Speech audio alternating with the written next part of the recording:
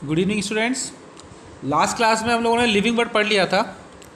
आज हम लोग नया टॉपिक स्टार्ट करेंगे, बायोलॉजिकल क्लासिफिकेशन। तो अब ये बायोलॉजिकल क्लासिफिकेशन एक्चुअल में होता क्या है, इसको थोड़ा जानना पड़ेगा सबसे पहले हम लोगों को। तो बायोलॉजिकल क्लासिफिकेशन के अंदर हम लोग क्या करते हैं, प्लांट्स और एनिमल का प्रॉपर वे में क्लासिफिकेशन करते हैं, ठीक है, उनके कैरेक्टर्स को देख के। तो सबसे पहले एक अर्ली अटेम्प्ट क्लासिफिकेशन हुआ था, जो कि साइंटिफिक नहीं था।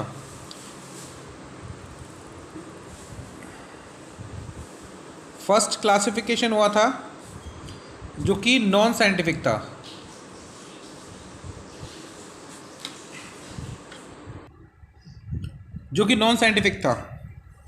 ठीक है ना। तो अब इस नॉन साइंटिफिक में क्या हुआ था, इसका बेस क्या था, यानी कि किसी भी प्लांट का या एनिमल का जो भी क्लासिफिकेशन किया जाता है उसका बेस क्या होता है, वो बेस पता करने के लिए हम लोग देखेंगे। सबसे पहले जो नॉन साइंटिफिक क्लासिफिकेशन था उसका बेस था शेल्टर, क्लॉथ्स एंड फूड। ठीक है, नॉन साइंटिफिक क्लासिफिकेशन था, ठीक है, उसका बेस ये था। तो इसको रिजेक्ट कर दिया गया था, ठीक है। इसके बाद एक साइंटिस्ट आए थे एरिस्टोटल। इन्होंने सबसे पहले एक क्लासिफिकेशन जो दिया था प्लांट्स का और एनिमल्स का, वो साइंटिफिक दिया था, ठीक है। इन्होंने कैसे दिया था, मॉर्फोलॉजिकल कैरेक्टर्स के बेसिस पे। प्लांट्स को उन्होंने क्या किया, ट्री, श्रब, हर्ब्स, 3 पार्ट्स में डिवाइड कर दिया, ठीक। और एनिमल्स का क्लासिफिकेशन आरबीसी की प्रेजेंस और एब्सेंस के बिहाफ पे किया, यानी कि जिसके अंदर आरबीसी प्रेजेंट है उसको बोला एनेमा और जिसके अंदर एब्सेंट है उसको बोला एनेमा, ठीक है। तो इस बेसिस पे इन्होंने प्लांट्स का और एनिमल का क्लासिफिकेशन किया, तो इसको साइंटिफिक क्लासिफिकेशन बोला गया था। इस क्लासिफिकेशन को साइंटिफिक क्लासिफिकेशन बोला गया, ठीक है। अब ये जो क्लासिफिकेशन स्टार्ट हुआ अरिस्टोटल का, उसके बाद एक साइंटिस्ट आए थे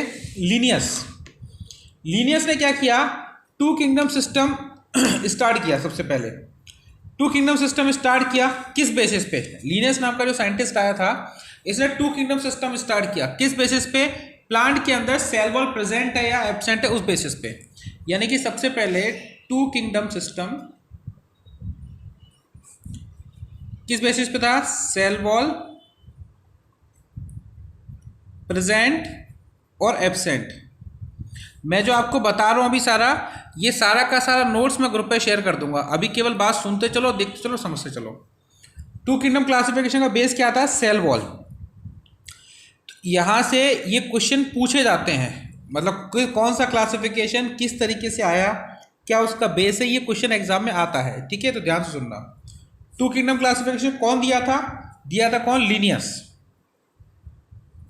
किस बेस पे दिया था, सेल वॉल के प्रेजेंट और एब्सेंस के बेसिस पे, ठीक है। इसके अंदर क्या किया इसने पूरे ग्रुप को प्लांटी में और एनिमल में 2 पार्ट में डिवाइड कर दिया था, ठीक है। इसके बाद एक साइंटिस्ट आए थे, इनका नाम था हैकेल, ठीक है। हैकेल ने क्या किया था, हैकेल ने 3 किंगडम सिस्टम दिया था। 3 किंगडम सिस्टम दिया था और इन्होंने किस चीज को लेके आए थे, ये लोग लाए थे प्रोटिस्टा को। किसको लाए थे, प्रोटिस्टा को। एक साइंटिस्ट थे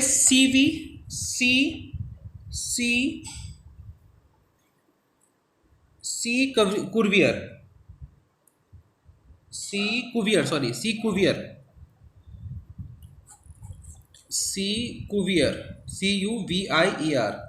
इन्होंने सबसे पहले प्रोटिस्टा टर्म दी थी, क्या दी थी, टर्म प्रोटिस्टा सबसे पहले सी कुवियर नाम के साइंटिस्ट ने दिया था, ठीक है।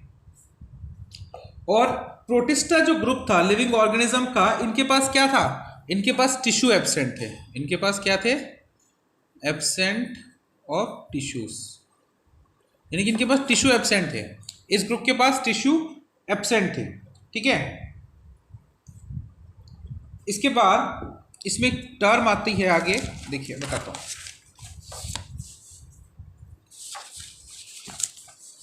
जो लीनियस ने क्लासिफिकेशन दिया था प्लांट और एनिमलिया का, इसका मेन बेस क्या था, सेल वॉल, लेकिन उन्होंने यहाँ पे mode of nutrition, response to external stimuli और कॉन्ट्रेक्टाइल बेसिस को भी लिया था। ये चीज याद रखना, ये इंपॉर्टेंट है, ठीक है ना।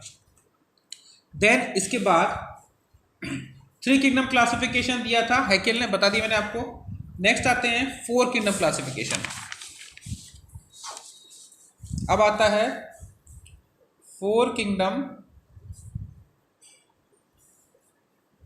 क्लासिफिकेशन, ठीक है। 4 किंगडम क्लासिफिकेशन दिया था एक साइंटिस्ट थे, कॉपलैंड, ठीक है। 4 किंगडम क्लासिफिकेशन दिया था किसने, कॉपलैंड नाम के साइंटिस्ट ने, और इन्होंने इसमें किसको इंक्लूड किया था, मोनेरा को, ठीक है। एक साइंटिस्ट थे, एक साइंटिस्ट का नाम अभी आएगा, एक साइंटिस्ट थे आपके डॉहर्टी एंड एलन, ये 2 साइंटिस्ट थे, ठीक है ना। इन्होंने इसको मोनेरा नाम दिया था, और सबसे पहले इसको किस नाम से, मोनेरा से पहले मोनेरा नाम इन लोगों ने दिया था, मोनेरा नेम इन साइंटिस्टों ने दिया था, लेकिन मोनेरा नाम से पहले इसको माइकोटा के नाम से जाना जाता था, ठीक है। मोनेरा को माइकोटा ग्रुप के नाम से जाना जाता था। इसके अंदर क्या आते हैं, ऑल प्रोकैरियोट्स, ठीक है। अब प्रोकैरियोट का मतलब आप जानते हो क्या होता है, प्रोकैरियोट्स का मतलब क्या होता है, जिनके पास वेल डिफाइंड न्यूक्लियस एब्सेंट होता है, सेल ऑर्गेनल्स प्रेजेंट नहीं होते। जैसे एग्जांपल दे सकते हैं यहाँ पे हम बैक्टीरिया का, ठीक है। उसके बाद दे सकते हैं माइकोप्लाज्मा का, उसके बाद देख सकते हैं बीजीए का, ब्लू ग्रीन एल्गी, इसको साइनोबैक्टीरिया भी बोलते हैं।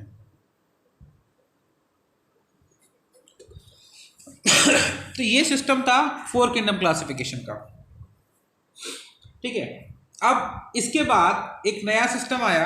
अच्छा, यहाँ पे एक चीज ध्यान रखना, जो प्रोटिस्टा ग्रुप आपका जो होता है, प्रोटिस्टा जो आपका ग्रुप होता है, इसके अंदर सभी क्या आते हैं, यूकैरियोट्स आते हैं,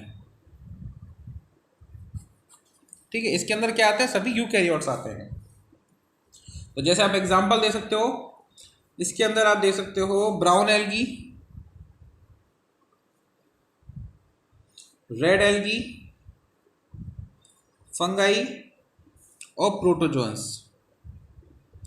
अब इन सभी में क्या होता है, कई सारे आपको एक्सेप्शन केस भी मिलेंगे जब आप आगे पढ़ेंगे चैप्टर के अंदर, ठीक है।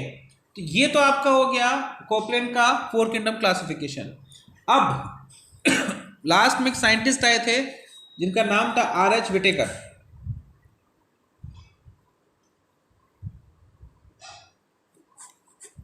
इन्होंने 5 किंगडम क्लासिफिकेशन दिया था।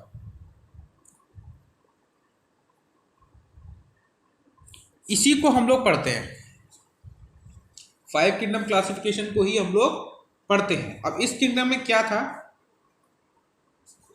देखिए,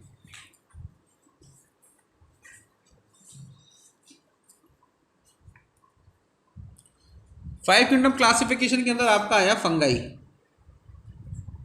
तो ये ग्रुप इस तरीके से बन गया कुछ, मोनेरा, प्रोटिस्टा, फंगाई, प्लांटी और एनिमेलिया,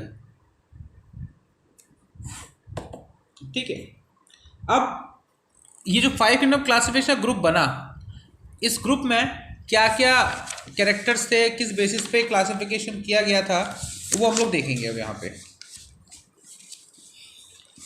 मतलब क्या क्या क्राइटेरिया फुलफिल हुए इसके अंदर, ठीक है।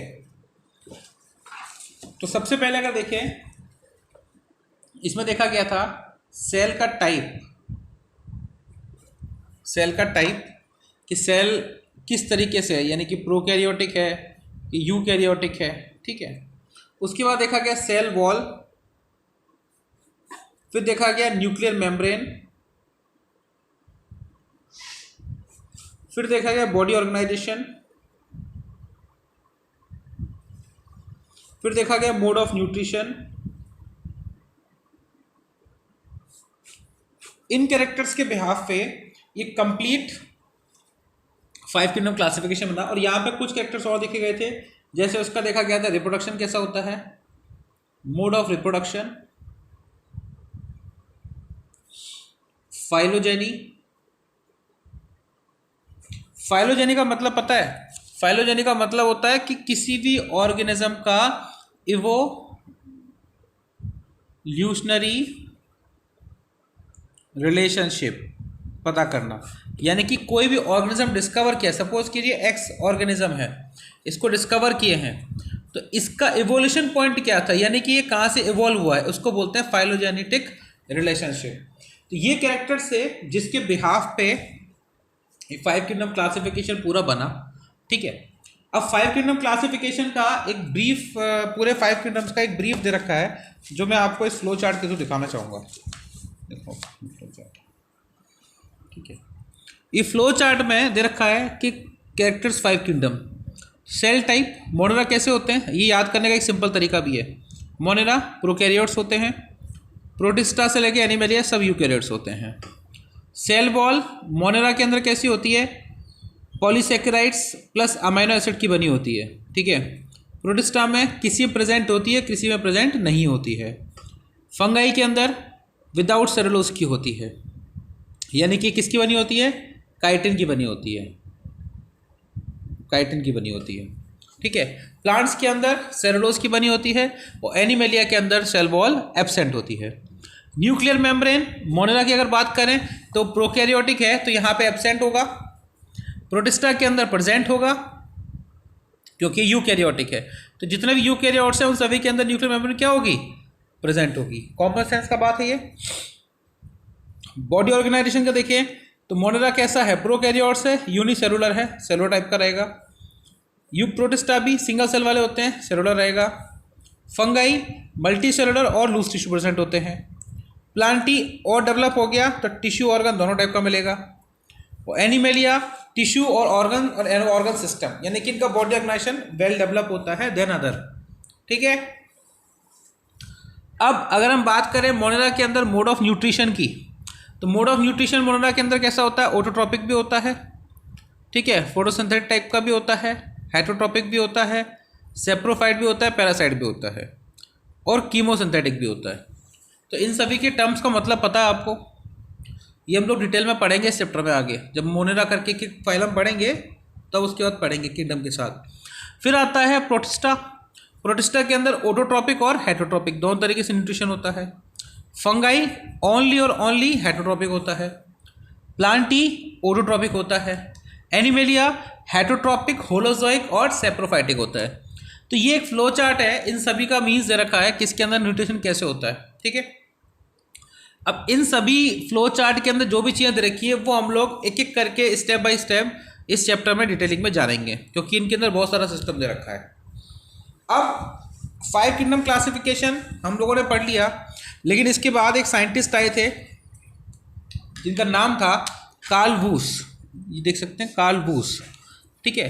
कार्ल वूस ने क्या किया था, 3 डोमेन सिस्टम दिया था। 3 डोमेन सिस्टम दिया था, यानी कि इन्होंने 6 किंगडम क्लासिफिकेशन लेके आए थे। 6 किंगडम क्लासिफिकेशन इन्होंने दिया था, और किस बेसिस पे दिया था, तो sequence of 16S ribosomal RNA की जीन के बेसिस पे। यानी कि इन्होंने क्या किया कि जो बैक्टीरिया का ग्रुप था ना, उस बैक्टीरिया ग्रुप को इन्होंने आर्की बैक्टीरिया और यू बैक्टीरिया में डिवाइड कर दिया। यानी कि इन्होंने क्या किया, बैक्टीरिया, आर्की बैक्टीरिया और यू बैक्टीरिया। तो इस तरीके से जो पूरा सिस्टम बना वो ये बन गया, Archie bacteria, you bacteria, protista, mycota, Plantae और एनिमेलिया। तो ये पूरा ग्रुप फॉर्म हो गया। तो ये 6 किंगडम क्लासिफिकेशन जिसने दिया था, कार्ल वूस ने दिया था। किस बेसिस पे दिया था, 16S राइबोसोमल आरएनए के बेसिस पे दिया था। इन्होंने क्या दिया था, इन्होंने 3 डोमेन सिस्टम बोला। इन्होंने कंप्लीट किंगडम्स को 3 पार्ट में डिवाइड कर दिया, बैक्टीरिया, आर्की बैक्टीरिया और यूकैरिया, ठीक है। और जो डोमेन सिस्टम होता है उसको एक तरीके से देखा जाए तो वो किंगडम से भी बड़ी ब्रांच होती है, ठीक है ना। तो डोमेन को हम लोग किंगडम से भी बड़ा मानते हैं, ठीक है। यहाँ तक बात हो गई, 6 किंगडम तक बात हो गई। अब आगे चलते हैं।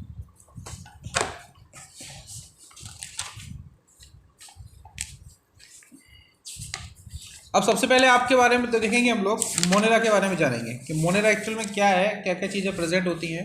तो सबसे पहले हम लोग देखेंगे मोनेरा। मोनेरा का ब्रीफ इंट्रोडक्शन ले लेते हैं।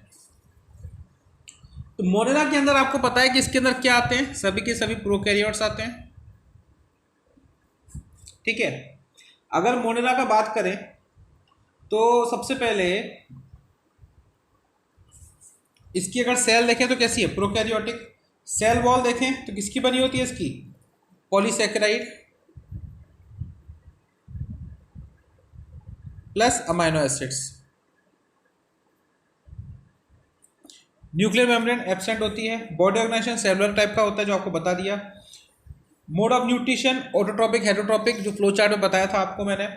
अब इसके अंदर कुछ एग्जाम्पल आते हैं। एग्जाम्पल में क्या क्या आएगा, देखिए एग्जाम्पल में आएगा इसके अंदर बैक्टीरिया, ब्लू ग्रीन एल्गी यानी कि इसको बोलते हैं साइनोबैक्टीरिया। ठीक है, ये आपका नॉर्मल कैरेक्टर्स है। अब दूसरी चीज, अगर ये मोनेरा जो है प्रोकैरियोटिक है तो इसके अंदर राइबोसोम कौन सा होगा, 70S टाइप का। ठीक है, 70S टाइप की दो सब यूनिट होती हैं, आपको पता होगा, एक होती है 50S, एक होती है 30S। ठीक है, इसके बाद हम लोग जो सेल वॉल बनी होती है ना मोनेरा की, ये बैक्टीरिया की, तो इसको हम लोग सेल वॉल बोल सकते हैं पेप्टिडोग्लाइकेन। पेप्टिडोग्लाइकेन भी जब बोलते हैं। ठीक है, इसकी वॉल को सेल वॉल किसी पेप्टिडोग्लाइकेन की बनी होती है। ठीक है, या फिर इसको हम एक नाम और जानते हैं, म्यूरिन। म्यूरिन के नाम से भी जानते हैं। ठीक है, न्यूट्रिशन आपको बता ही दिया। रिप्रोडक्शन जो होता है इनके अंदर वो कैसा होता है, एसेक्सुअल टाइप रिप्रोडक्शन होता है। एसेक्सुअल टाइप क्या होता है, रिप्रोडक्शन होता है इनके अंदर। ठीक है, बैक्टीरिया के अंदर न्यूट्रिशन आपको पता ही है कैसा होता है, ऑटोट्रॉपिक होता है और हेटरोट्रॉपिक होता है। दो टाइप का न्यूट्रिशन होता है, यहाँ तक किसी कोई दिक्कत। ठीक है, और बेसिक कैरेक्टर आपको बता दिए कि यहाँ पे अगर ये प्रोटिस्टा है, ये प्रोकैरियोटिक है, तो प्रोकैरियोटिक ऑर्गेनिज्म का क्या कैरेक्टर होता है कि इनके पास मेम्ब्रेन बाउंड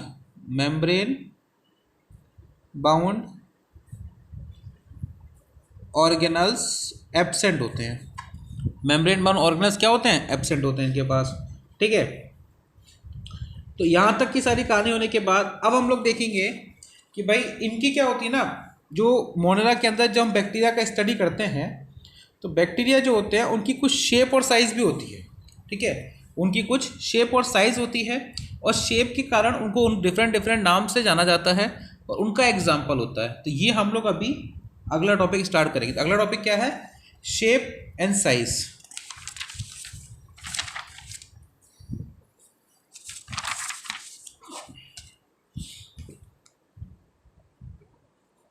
शेप देखेंगे तो सबसे पहले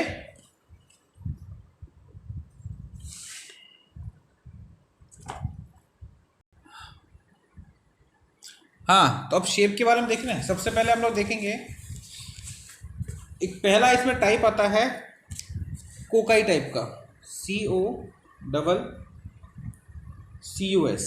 कोकस बोलते हैं। ठीक है, अब इसके अंदर क्या होता है, इसका जो शेप कैसा होता है, स्फेरिकल होता है। स्फेरिकल शेप होता है इस तरीके से।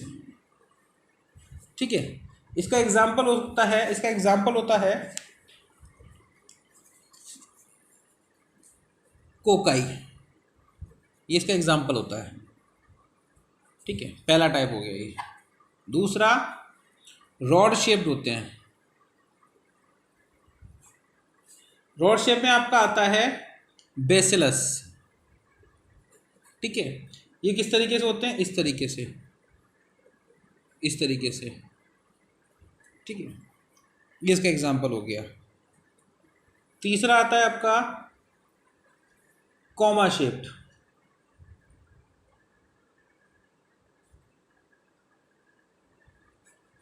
कॉमा शेप में इस तरीके से, इस तरीके से। इसका एग्जाम्पल हो गया विब्रियो। ठीक है, उसके बाद लास्ट आता है स्पाइरल शेप्ड।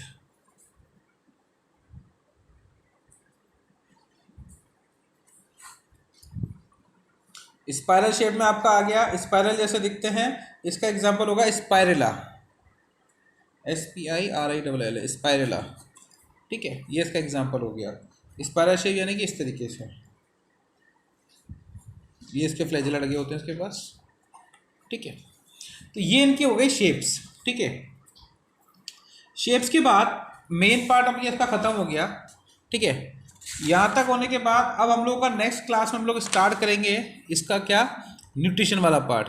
तो यहाँ तक का मैं आपको नोट्स, ये जो मैंने अभी यहाँ लिखा है ये सब, और बुक से जो नोट्स हैं वो मैं आपको भी शेयर कर देता हूँ, उसको आप लोग अभी एक बार देख लो, अच्छे से पढ़ लो। ठीक है, उसके बाद यहाँ तक कोई चीज़ समझ में नहीं आ रही, क्योंकि समझ के पढ़ना, याद करना, और प्लस साथ ही साथ जो लिविंग वर्ड था उसको भी एक बार रिवाइज कर लेना अच्छे से। यहाँ तक कोई समस्या होने से मेरे को पूछ लो, यहाँ तक के मैं नोट्स वगैरह आपको भी शेयर कर दूँगा। ठीक है भाई, चलो फिर आज के लिए इतना ही।